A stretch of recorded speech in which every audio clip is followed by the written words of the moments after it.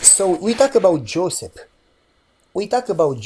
It takes a lot of spiritual strength and faith and maturity to be sold as a slave when God told you that you'll be over your brothers and family. And then you are sold and then you are put in prison. I mean, Right. if you watch in the Bible, God's plans, when they start being fulfilled, when God starts working in you and preparing you to work through you, God's plans never go in the right direction or in the direction that God promises you. They always go in the opposite, in the wrong direction. They always go down before they go up. Like Moses, God tells Moses clearly that he will deliver the people, and then he gets in the wilderness behind the sheep. Not 1 year or 1 month. We hardly can wait for an answer to prayer a few months. 40 long years. It's a life.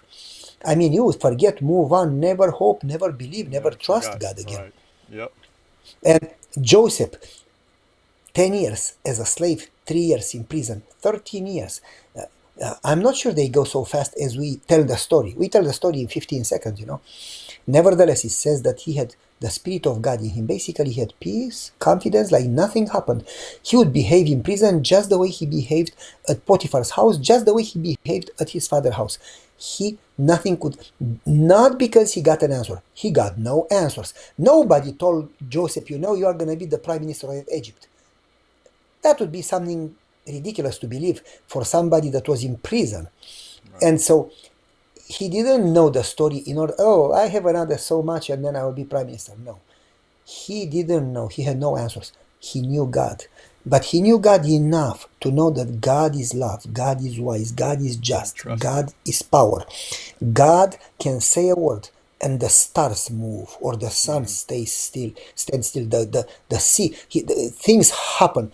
And if God, who is still in control, allowed it, he has a purpose that I don't understand and I don't need to understand. All I need is to trust in Trust his him. wisdom and his love and his promise. And so when God starts working, things go sideways. I mean, God told Joseph, you will be there, and then he got to be a slave and in prison. God told, you understand what I'm Right. Right. Yeah. I see trying to what you say? mean. Yeah. Because God, in order to use us, first needs to teach us that lesson of absolute faith, absolute dependence. Mm-hmm. Otherwise, God would tell Abraham, leave your country. Who in the right frame of mind will leave? Abraham was a rich man.